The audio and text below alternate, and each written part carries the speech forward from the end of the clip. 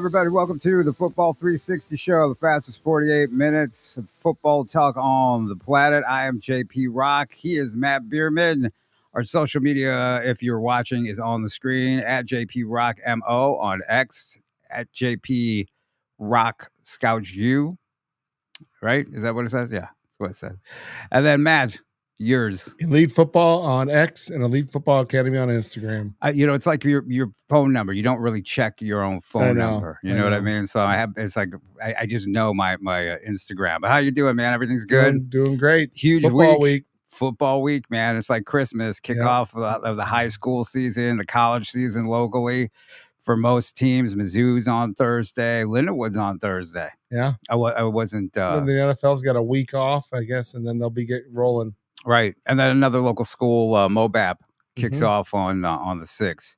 Friend of ours is coaching over there. Yeah, Mark Lillibridge, the GM of the GM of the Brahmas in the UFL. Off for the winter because the way that works. The way it works with that, I think they have a lot of obviously he's still working, doing his job, but their off season a little different. They're good guys. Yeah. Open door to you and me. Anytime one doesn't come over, they're coming. Lindenwood as well, and I'm sure we're going to get to some Lindenwood games. Do some coverage there. Mizzou as well.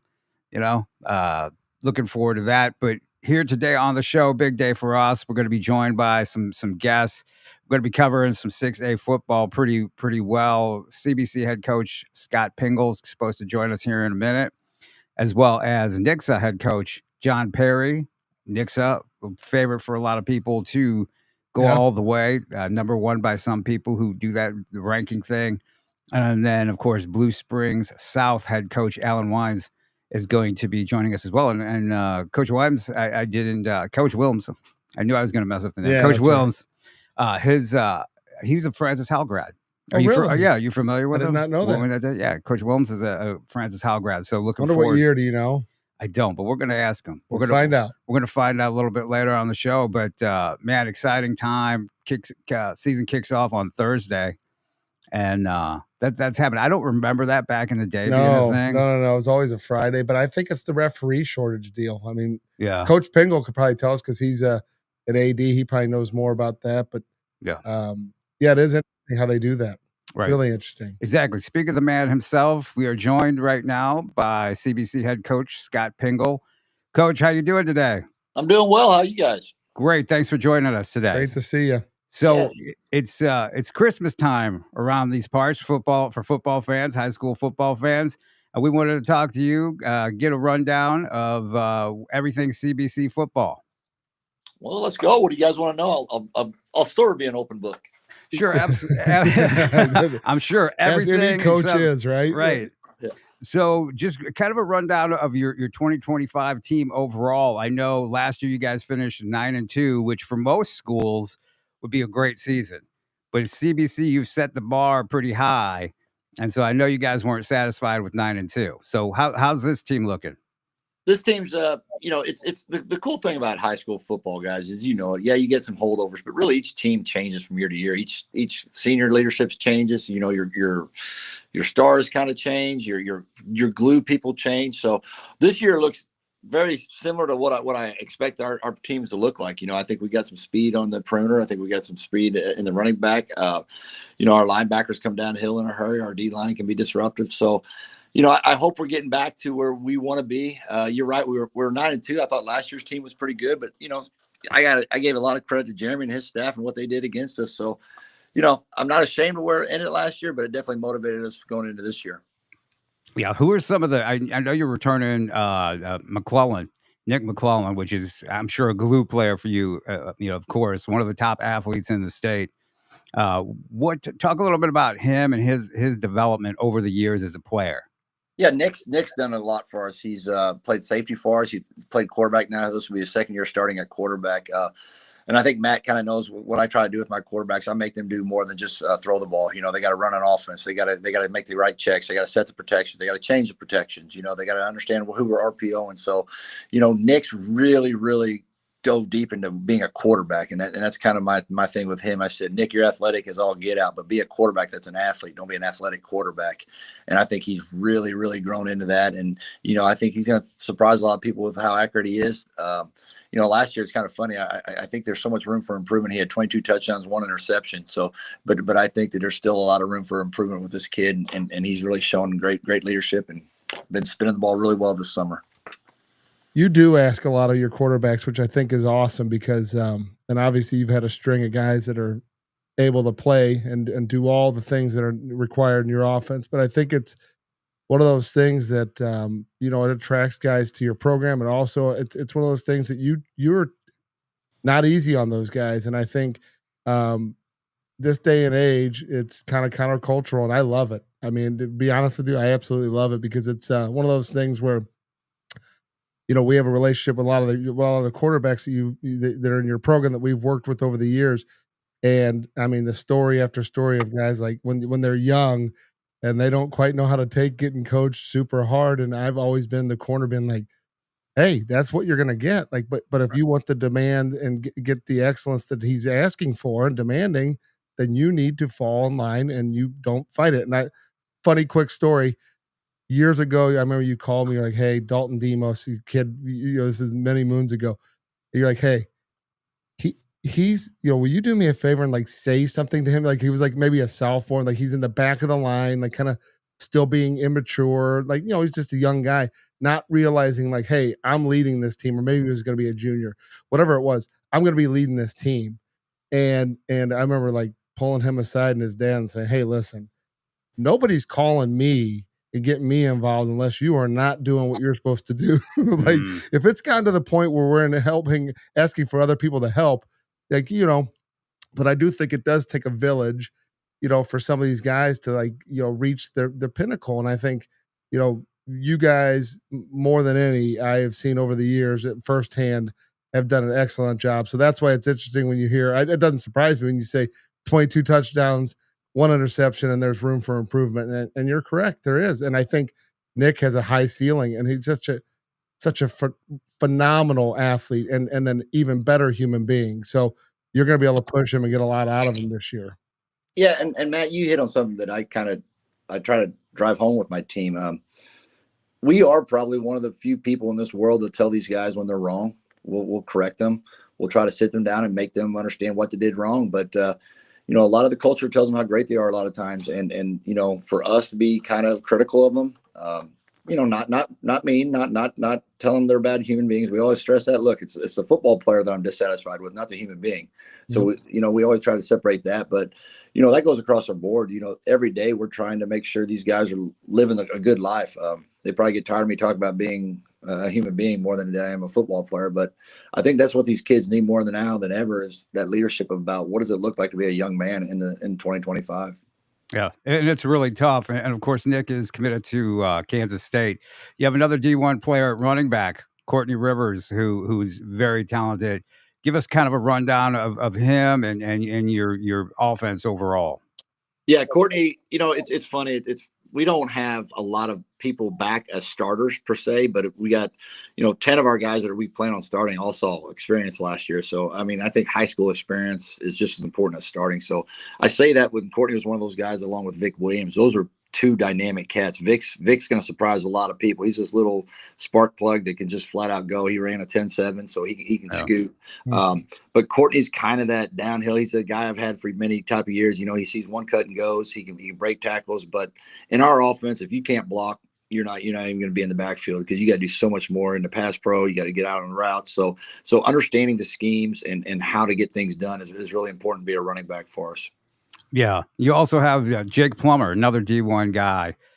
Talk about your receiving core overall, tight ends and receivers. Yeah, Jake's done a good job for us. I love 11 personnel. If you got 11 personnel and you got a tight end, they can be flexible. He kind of gives us that. We can line them up in slot. We can line them as a wing. We can put them attached, get that extra gap. But our receiving core it's pretty special this year. I know you're thinking, what do you mean? We had Jeremiah McClellan 2 years, we had Corey Sims last year, but as a group, these guys all four can flat out play and flat out make catches. And Jaden Reed is a senior returner. Corday Gage is a junior returner. And Arness Webb is a junior, and then Darian Jones, who broke his foot last year, we didn't get to see him. We got a couple little water bugs that can just flat out scoot, and I'm excited to get the ball in their hands and see what these guys can do. But they can definitely make some plays. I think we'll surprise some people on how good our receiving core is.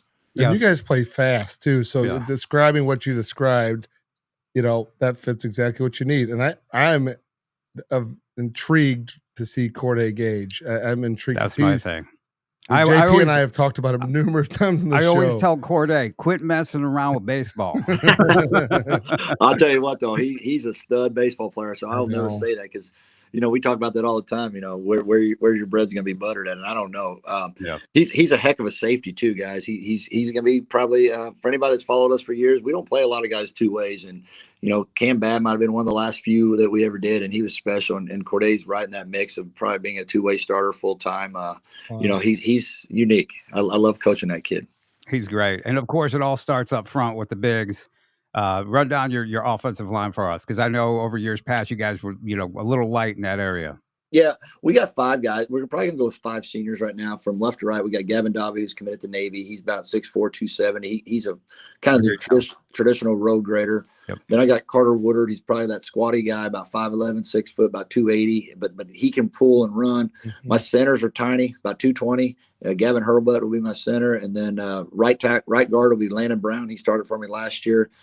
But I think you guys are going to see us run and pull and get our linemen in space a lot more than just downhill double team. Let's go to Mike linebacker now. We're going to run around you and see if we can run with these big boys that they can flat out scoot too. I mean, it's kind of fun to watch these guys run, and I'm like, holy cow, these guys don't look like traditional CBC linemen. Right. And of course, defensively, a lot of talent returns as well. And like you said, you have speed on offense, you have speed on defense as well.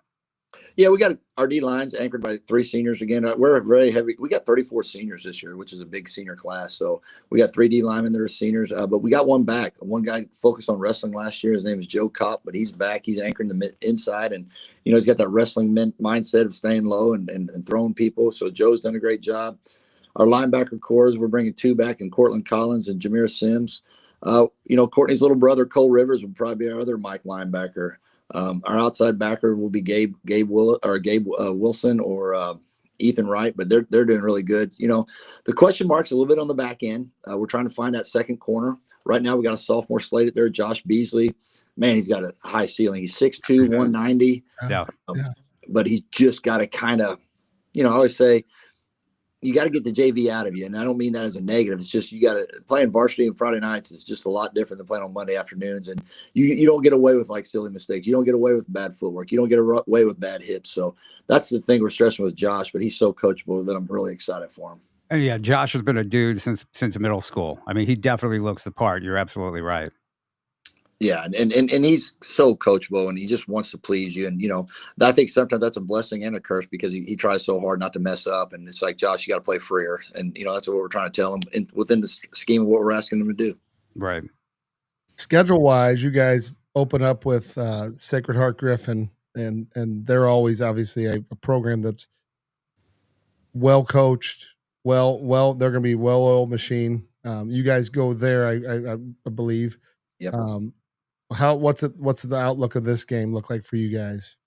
Matt, we played them last year as well at our place, and it's for me, it's funny. It's a short road trip. It's a little over 2 hours, so I'm excited about just kind of the shortness of it. I know that sounds crazy to hear, but getting on the road, they play very, very sound defense. They play very sound offense. They spread you out. They try to get the mismatches. So anytime you play a team like that, they're well coached. Like you said, they're going to be in a position to make everything. They don't make mistakes. You're going to have to beat them. And, and then we come back and play Cardinal Ritter week 2. So it's kind of one of those like, okay, different type of playing, but that's what high school football is in Missouri and St. Louis. You play different styles each week.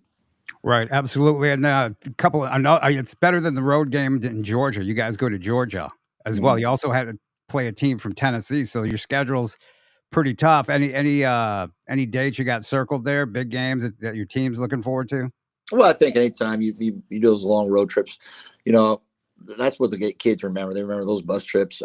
They remember the sleepovers. But I think you circle our 4 MCCs every year. I mean, we know. I'm proud to be part of the MCC for 18 years now, and it's just I still rack this conference up against anybody. But it's tough this year. I know DeSmet's the juggernaut again. I know SLU's freaking amazing this year. So and Vianney's going to surprise people because of the way they can throw the ball, and Chaminade's rebuilding too. And so again, I stack this conference up every year. Anytime we play a team like Lipscomb out of there, or we play a team out of Georgia, we always say what they would have done in the MCC because we understand the type of competitions we play outside and then inside our conference. Well, Coach, good luck. We appreciate you taking the time out and joining us. I know it's a busy week for you and all the coaches, and good luck. And I'm sure you'll be seeing us down the road. Perfect, guys. Thanks for having us. Thanks for letting CBC be heard a little bit. You got it. Thank Best you. of luck. Yep. All right. CBC head coach Scott Pingle. Thanks him for joining us. Real quick, this summer I got to coach with. I was at a field where he was coaching. Mm-hmm. Intense. He was. I mean, they were doing a joint practice. Intense, JP. It was fun to see. All the time. All business. All the time. Another team that's all business is Nixa. The Nixa Eagles down in Missouri. I don't know if you've ever been down there, but just a great place, a great facility, just a great atmosphere. Everybody comes out. We're joined right now by Nixa head coach John Perry. Coach Perry, great to see you. Looks like you're already out there for practice. I walked outside because we were watching film, but we're not long from practice. Right. Well, I appreciate you taking the time to talk a little Eagles football for us. So big things expected this year. I'm sure you're excited about your team and this Friday coming up. Talk to us a little bit about your team overall. Well, I think we've got a chance to be really, really good. I mean, obviously, when you have the best player in the country at offensive tackle, and you have some other really good offensive linemen that returned from last year, the quarterback that we have, the running backs that we have, and we think we're going to be pretty good on defense too. We lost a lot of people over there, but I think we're more athletic. And I think we've had a great summer and fall camp. We're excited about where we're at. We think we have a chance to be really good on both sides of the ball. And Friday night will be a great ball game with Republic. They'll be really good. So, it should be a really great atmosphere and a really great high school football game. Right. They're growing big down there in Nixa, down in that neck of the woods, right? You do have the number one player, Jackson Cantwell, who's a tremendous player. I'm going to ask you more about him in a second. But your offensive line is probably one of the biggest ones in the state of Missouri in high school. Talk a little bit about that. Well, they are really big. We probably, 6'4", 290 across the board as an average. You also have Hayden Mays up there, who's a 6'4", 6'5", 300-pound kid that, is explosive. You've got Dylan Terry's a big kid. Hunter Jensen's back from last year. He's the runt at like 6'2", 6'3", about 260. But, they are big. They do have some experience. And, I think it's one of the best that I've ever been around, obviously anchored by the best player that I've coached. So, they are fun to watch. That's a good group. I think I could get a few yards in there behind them. I always tease with Jackson. I'm like, Jackson, if you weren't here, Hayden would be Jackson Cantwell, right? Because besides being a talented, I think he's a D1 offensive lineman. Sure. He's also a very talented track athlete who's right behind Jackson in the throws in the state. Well, they're great friends and they're great teammates. And, Hayden is an awesome human. So, the fact that he will finish or has finished second in the state meet for a couple of years, just I think speaks to the type of person he is. It doesn't matter to him. He shows up every day to be the best that he can be. And, his best friend is Jackson and, they're awesome together. Yeah, Jackson really took Hayden under his wings and told me he was trying to make him the best player he could be. Yep. So talk about what it's like. I mean, it's unique to have a player the caliber of Jackson Cantwell, a coach on the high school level. So how has it been coaching him and watching him come along as a player?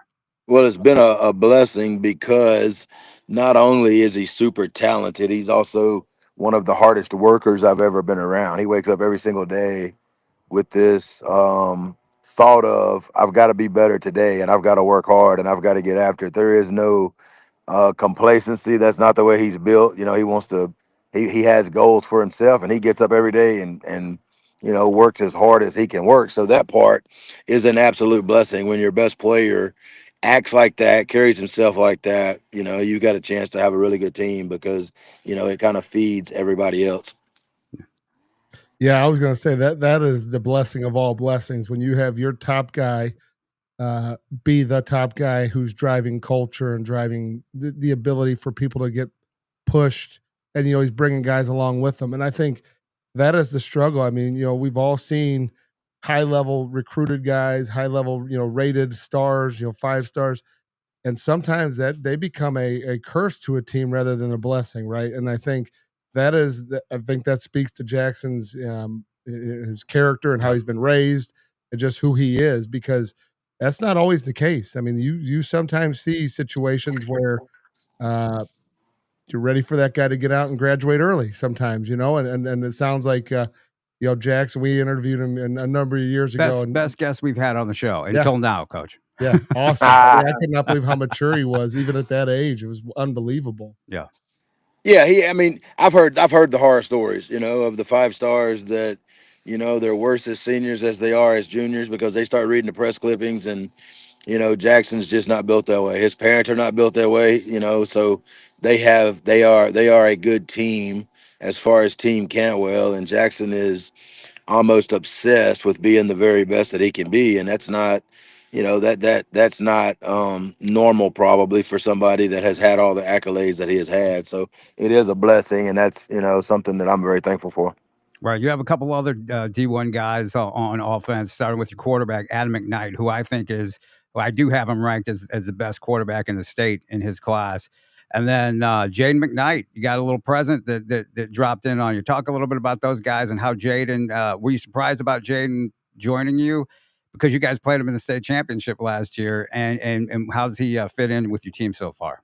Well, first of all, I think Adam McKnight could be the best quarterback in the state, irregardless of level of play, except for the one in Kansas City. The one in Kansas City is probably better, but that's probably the only one in this state that's better. And I'm talking about Patrick Mahomes. I would put him up against all the quarterbacks at every college in this state, and I would take Adam McKnight before I take any of them. And that's the truth. He's lost one football game since he started playing contact football in the 3rd grade, and it was last year's state championship game. He is the best competitor. He is a great teammate. He is a great leader. He is a phenomenal, intangible guy at 6'4", 210 pounds. So he is rock solid. And as you guys know, if you have a quarterback, you have a chance to win. If you don't have a quarterback, you probably don't have a chance to win. So he adds value to us. And Jaden McCaster was obviously a pleasant surprise.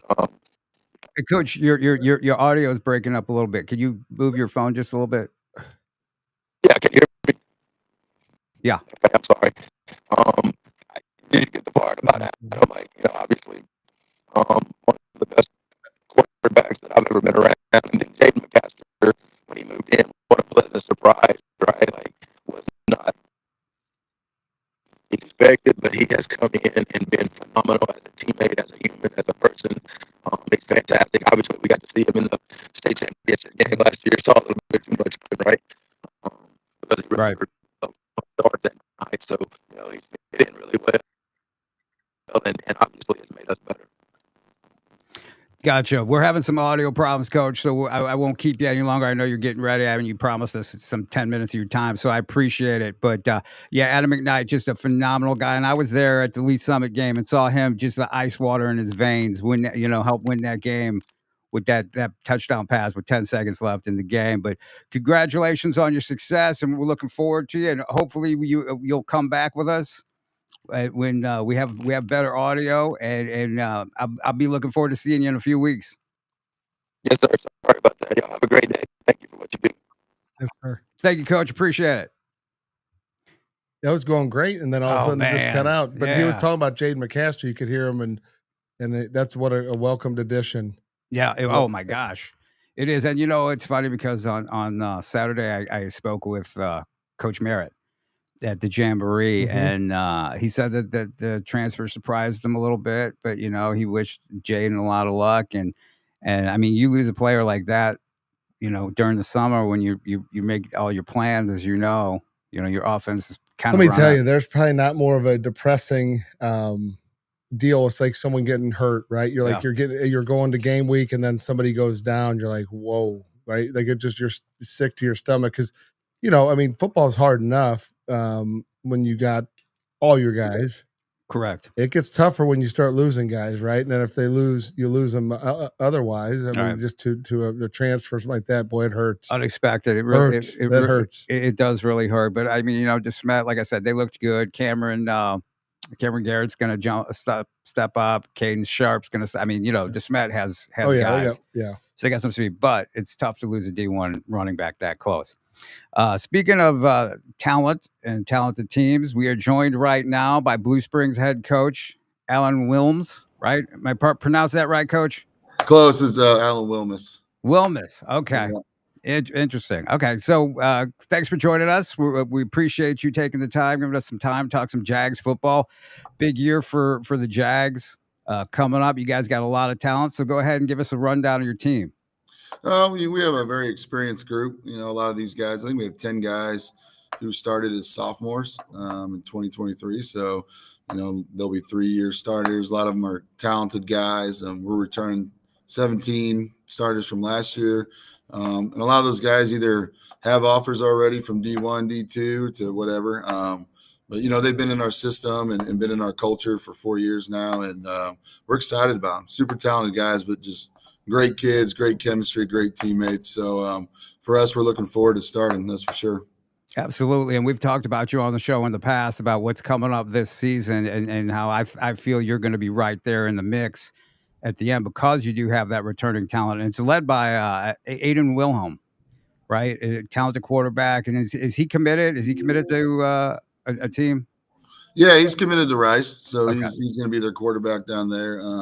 He's excited about it, loved it down there. But, yeah, no, he's a super dynamic kid.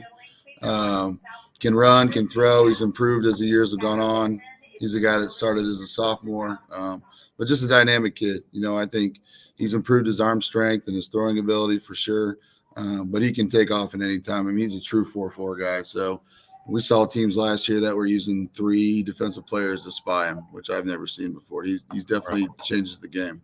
He is explosive. He's very explosive. And Matt, you had a chance to see him in 7-on-7. Yeah, I saw him in 7-on-7 in St. Louis this spring, and he's got swagger to him. You've got an edge, and then I'd watched his highlight film, and he's definitely a guy that I can see why you're spying with 2 to 3 guys because when he decides to take off, it's a game changer. As you know, I mean, it's the quarterback is the guy that if you can't defend him and he can run, you got a problem.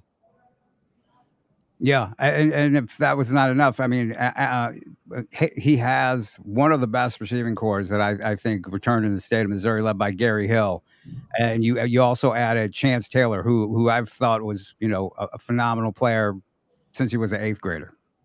Yeah, those two guys are dynamite for us. I mean, we even have Wyatt Denny, who's got several MIAA offers on the outside as well, and then Gavin Nash, who's very smooth slot. I mean, he's a stud too. I mean, they're all college football players. I mean, you can't really ask for any more than that. And they work well together, and they do what we ask, and they share the ball and block hard on the edges. So they're talented dudes for sure. Yeah, you also return your talented 1,000-yard rusher as well at running back. Yeah, Darius, he's a great kid. He shared last year with an all-state running back, Kendrick Hawkins, who's down in Southwest Baptist now. But Darius, super explosive kid. I mean, he's kind of the guy that can do it all. He can catch the ball. He can block. I mean, he can take it to the house. Super dynamic. Reminds me of a kid I used to coach, Briggs Bartosh, who's at Army right now playing. Darius, very similar, just lightning in a bottle. So we're excited about him to kind of carry the load. We have a few guys behind him that'll help out, but super awesome kid, but very talented too. And of course, it all starts up front, and you've got a great offensive line, in my opinion. Just you've got size across the board, talent, and you've got young guys, and you've got some upperclassmen as well. Yeah, absolutely. I mean, it kind of starts with Jude Cousins. He started as a freshman for us 2 years ago. All first team all conference last year, and one of the toughest conferences in Missouri, the Gold. Just a staple of our offensive line. He'll be a junior, so he's looking to have a big impact. I think he had a Missouri State offer as a freshman. He's getting a lot of interest, obviously. Then we had Hudson Lumberg, who came to us. I think he's a Central Arkansas commit. Yep. He'll be our other tackle. So very athletic, got a great motor, great kid. moves well, is long. On the inside, we're returning Matthew Martinez. He'll be a junior, just a road grading guard. And then Cole Snyder is playing center. He played guard last year, but he moved to the center spot. Very talented guy with D2 offers. And then Owen Smith steps in at left guard, about 270 pounds. We're about that or higher at each spot. But kid that started for us for 4 games last year when we had a few injuries. So he did a good job, and he's bigger and stronger. So they work well together. We're excited about this group. Yeah, they're very talented. Owen and Jude have been to the Elite Combine here in St. Louis, and I'll tell you what, Jude is one of the most athletic offensive linemen that there is, because he hurt his hamstring a little bit part of the way, so he wasn't able to participate in the drills or the one-on-ones. But athletically, he just let it up testing wise. Yeah, he's a dude for sure, and he's got great intensity, and probably his best attribute, he's a great leader. I mean, he became pretty much a captain mid-season his freshman year, and was a captain last year as a sophomore. So at a place like Blue Spring South with all the tradition and history, I mean, that's a pretty big deal. So, he's definitely one of our best players out there and leaders. Yeah. What do your numbers look like for your program? Freshman through varsity. What's the makeup look like? Sure. So we have around 170 total with freshmen. I think in grades 10 through 12, we're about 105, and then we have about 65 freshmen. So we start off with a lot more, but nowadays you do stuff all year round. We do the morning conditioning in January through March, or the speed training stuff, and then you can do spring football after that, in the spring months, and you have summer football. So usually we start out with 130, 140, and kids just kind of drop off because, it is a lot, what we ask. But our freshman numbers are usually around 65 to 75. So that's about where we want to be. I mean, I've had years where we've had 215 kids, and that's just too much. Not enough coaches and not enough field space or time to coach them all. So about where we are is perfect where I want to be. Yeah, your defense is very talented as well. And a kid that intrigues me is Prince Goldsby, right? I'm looking forward to seeing him. But run down your defense because they're talented as well. Sure. So it kind of starts with the man in the middle, Jaden Richburg. He was All-State last year. He's got some D1 offers. I mean, running around, he's just big, 240-pound kid who can hit and very intelligent. Started as a sophomore. He's kind of been our leader. Everything funnels back to him, and he just does a really good job, and he's a very good player. We're just very fortunate to have him. Up front, D-line wise, we got a really good nose guard, Marqual Baylark. He's a returning 3-year starter. I think he's kind of gotten faster this year and quicker. He's looked really good in the summer, so we're expecting him to have a big year. And then our other DN, Xavier Gammon, he's got some offers from UNI and Pitt State. He's a 3-year starter, so he's coming back. He's looking to have a great year, just bigger and stronger. Prince is a long, athletic kid who's probably almost the only kid that can catch Aiden or get close to it. So he's very fast and long. Those guys don't grow on trees. So super physical too. I mean, we have him kind of standing up, but this year you're going to see him do a lot of things. We're going to move him around a lot. He's got that knack to getting home to the pass rusher or to the quarterback.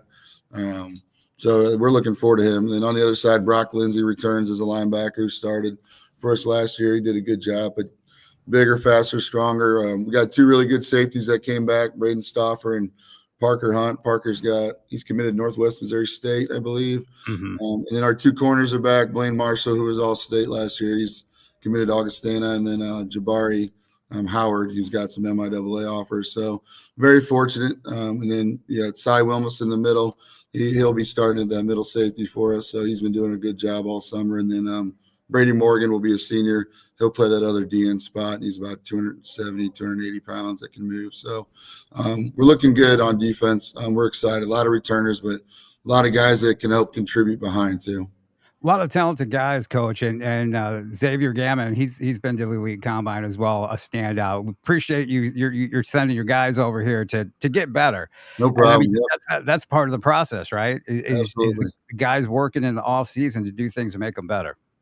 Absolutely. And that's what we do. We tell them to be smart. Obviously there's a time where your body needs rest, but at some of these places, go compete, go get better, compete in front of college coaches, obviously, but also, compete against the best that's out there. That's how we're going to get better. And a lot of those guys have done that throughout the years, and that's why they're where they're at now. So, Coach, we were talking before the show. We know that you're an alum of the Francis Howell Vikings, right? Yeah. Oh, yeah. So Matt was wanting to know what year. I graduated in 2000, so my last year playing was 99. There we go. There you go. You remember him? I was a little older, just a little bit older. Yeah. So yeah, and that's a program that's obviously done well over the years. I mean, it's been kind of really on the uptick. Do you still follow it? Do you still follow the Vikings? Oh, absolutely. I coached there in 2011 to 2014, so we had some Final Fours and a state title game that we were in. So under Coach Brian Koch, so that was fun because me and Coach Koch played together in high school. There you go. What a good guy. I know him. I'm sure he's itching to but I know he's got a new career and all that. But he was a heck of a coach. I know Coach Koch was a great guy. Tough when he left there. I didn't even have to ask him for like the recruiting resumes. He would just send them to me. on all the players. And so I mean he was just a great guy. So then Coach Koch. So that was after Zach Ebron, right? Yeah. So Zach was a senior when I was a junior. So, okay. So then you played with him. Oh yeah. He was hard as heck to tackle. That's probably one of the toughest. Oh boy, yeah. He's actually helping coaching running backs with us. He's coaching his little guys teams and at Wentzville, and then he's coaching running backs. But man, yeah, I still wouldn't want to tackle him. Right. I wouldn't want to get near it. Yeah. He got so low and ran so hard. He was just looking to run you over. I mean, he couldn't even get to his ankles if he wanted to. I mean, he is. He's like an oak tree still. You know. So you got a tough schedule. I don't think people realize how tough and competitive your schedule is. So are there any talk about your schedule? Any dates that you got circled? Your teams got circled? Rivalry game you guys are looking forward to? Well, I think every day we have to circle because we don't get a break in the gold. I mean, it's we have Liberty North out the gate. They won the state title 2 years ago, and even though they were only 6-4 last year, they were still really good. I mean, they beat us by 1 last year, and in the last second field goal. So every week's just tough. It's like the SEC of Missouri football, I feel like, and that's why we like to be here and like to compete in it. But there's always the big Blue Springs game, and they have Coach Paulson's done a great job. They have a really talented team this year, so I'm sure that game will be a really tough one. But really, every game, for the most part, I mean, is one that we have to be dialed in because anybody can beat anybody out here, I feel like. No, you're absolutely right. In fact, I make my schedule where I'm going to be on the road, and it's tough to pinpoint one game for me because I'm like, okay, I want to go to that one, but that Liberty North game is going to be really tough. They're incredibly talented, and bringing a lot of new talent and old talent. Yeah, they're very good. Coach Learman does a great job, and there's I feel like Kansas City football this year is really going to be really good. I mean, there's a lot of really good teams. The 26 class out here, there's a lot of really good players at all levels. So I think this is going to be a very competitive year. It's going to be a lot of fun. Oh, yeah. I'm going to be spending a lot of time there. I know last year Matt asked me if I had an apartment over there. I think he's claiming residency in Kansas City. I'll tell you, it's being on both sides. I coached in St. Louis for a while at Timberland when we had Monty Ball there and all that. Yeah. Collins, and then I went to Francis Howell, then I came out here. The Kansas City schools, at least back compared to when I was in St. Louis, there's the programs, they do a really good job of supporting. I mean, you just get administrative support. The facilities out here are amazing. There's a lot of great little leagues, a lot of kids that are training and doing a lot of great things. That would be the difference. I think St. Louis is a little bigger. It's a little more spread out, so you don't quite get the support at those schools that you would in the Kansas City schools. So right. Yeah. That's kind of the difference. I mean, there's great athletes everywhere, but the support out in Kansas City, I mean, you get administrators that are really into football and trying to help you any way they can. Yeah. And the fans are just great. And the talent, I think, just keeps getting better and better each year. Yes, sir. I agree. All right. So, well, I might see you on Friday night. So you might see me standing on the sidelines there. So look forward to it. Really appreciate you taking the time, and best of luck this season, Coach. Yes, best of luck this season. Great. Awesome. Thanks, JP. Thanks, Matt. Appreciate all you guys do for high school football. Thank you very much. Thanks for joining us. So three great interviews, man. Wow. Bang, bang, bang. That was good. Bang. And that was really good. Back to back. You guys want that every week? Yeah. If you like high school football, then you're dialed in. We just hit the whole. I mean, not obviously the host, but we were St. Louis, Springfield, Kansas City. Kansas City. We could have got a SEMO team. Probably should have got Jackson. We could have had them Jackson would have been good. That's going to be a good one. Jackson opens with at home with Cardinal Ritter. Right. I was talking to a couple Cardinal Ritter kids. I said, "Hey, that is a fun place to play, but it's no cakewalk. It's going to be a surprise, I think. It's no cake. I mean, that's their home visitor stands. Yeah, like their crowd is right on it, and it is. I mean, hopefully Cardinal Ritter travels well. Yeah, well, we're going to find out. And I'll tell you what, they're talented. They bring back a lot of, they bring back a lot of talent, but they also have a lot of new guys, right? Their quarterback's new. Kaz is new. Kaz is new. Manny Ellis is probably one of their most senior returning players, along with Elijah Lucas. But man, they've got some young guys that they're going to be trying to fit in, and their schedule is no joke. No, I mean their schedule is. You go Jackson CBC. That's a back-to-back. Jackson CBC followed by Francis Howell, okay, which is no joke. Then they go on the road to Kansas City St. Pius, right? Yeah. Who's one of the better teams in Kansas City, the top offensive lineman in 2027. Kyler Kuhn is their really talented quarterback, Hudson Bailey. Then they get a little bit of a break with Roosevelt, and then they come back and face DeSmet, and then they finish up at Luther North. Yeah. Right? On Halloween, I think. So, I mean, it should be fun. It should be fun. And what I like about this high school season is that everybody's playing tough schedules. Yeah. Right. And I was talking to new Luther North head coach Lorenzo Brinkley, right? And I'll probably, send Joe that to play at some point. But, he's like, we're gonna take our lumps. We're doing everything good. He's like, only got to be good those last 3 games. I know. I mean, in Missouri, Yeah, he's right. He is right.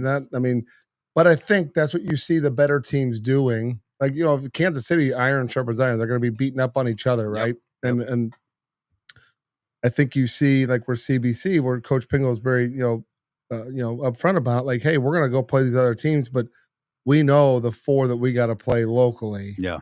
That we got to win the MCC, right? You don't want to win a state title without winning the MCC, right? And I think that's the same. I'm sure DeSmet has the same viewpoint, and Vianney has the same viewpoint, and SLU has the same viewpoint, and Chaminade. But the reality of it is those guys, some of the better programs, historically better programs, have gone elsewhere to go down to Georgia. Like East St. Louis is going to play. I mean, they're playing some big teams. Yeah, right? I think they're playing like a team from New Jersey. I might be going on the road to that. I mean, it's just a monster schedule. Yeah, they open up. Where are they at? They're they're out of town right now. Yeah, they're leaving to go out of town. Right. And what's interesting about them is they have the talent to do that. But yeah, they have assembled a national level roster. Correct. It's crazy the level of talent that they have. In fact, so much so that you have some of the big time talent that they did get there leaving. Yep. They're looking for greener pastures because it's going to be a hot minute before you do get to play, if you get to play. Those younger guys are like, oh boy. But then that stinks because then you got to kind of keep doing it over and over and over. And Coach Pingle eloquently said, every year changes in high school because your glue guys change and your stars change. And that's the beauty of it. And honestly, the college game's going to turn it into that because you got these, ever changing rosters that are unfortunately they're not the same, year in and year out. Not because you're losing a few seniors, you're losing half your team sometimes. Right. Unless you're a program like East St. Louis, and then you're pretty good, led by Reese Shanklin, quarterback that you're very familiar with, you've trained. Bergen, New Jersey. Oh yeah. Bergen Catholic Crusaders, which is a team. They're a team. Right. And then, after that, Gadsden County, Alabama. Right. They don't mess around down in Alabama. Bishop Gorman from Las Vegas. I think they're pretty good too. Yeah. Then they come back and start playing the local teams. Right. So, But that's pretty good. Bishop Gorman's good. I mean, all those guys. But I have seen, it's really interesting, these early preseason high school games. And in California they're already playing, but then you like one of the Florida teams, the top Corner Canyon from Utah, went down and played like Broward, one of Broward County top 25 teams in the country, and thumped them. It's becoming like it's going on all over the place. Yes. That's not just unique to here. No, not at all. And East St. Louis, after they ease into the end of the season by playing IMG Academy. Yeah.